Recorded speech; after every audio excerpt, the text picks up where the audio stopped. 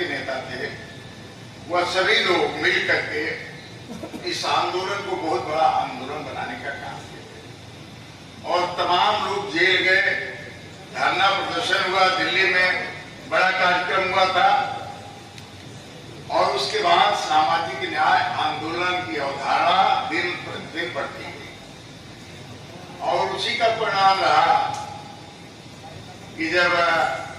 1989 के पहले जब ये गठबंधन जनता दल का हुआ था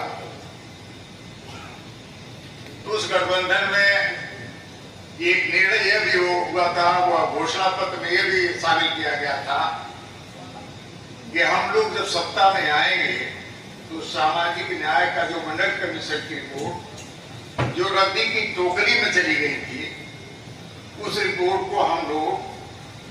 उस रिपोर्ट को लाने का काम करेंगे और उनके अनुसार लोगों को सुविधा देने का काम करेंगे। यह जनता दल के घोषणा पत्र में था और उस लड़ाई को नेताजी ने और तेज किया। जब 1989 में सरकार बनी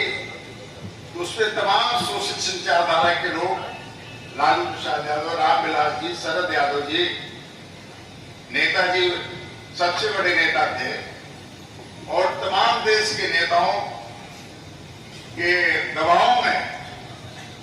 उस समय सामाजिक न्याय और मंडल कमीशन की जो रिपोर्ट थी वो लागू हुई और सब लागू हुई। उसके बाद सरकार चली गई। सरकार जाने के बाद फिर इसके बाद वह रद्दी की टोकरी में चली गई। लेकिन इसके बाद 92 में इंदिरा साहनी वर्सेस भारत सरकार के नाम से सुप्रीम कोर्ट में जो मुकदमा था, उस मुकदमे में जब फैसला आया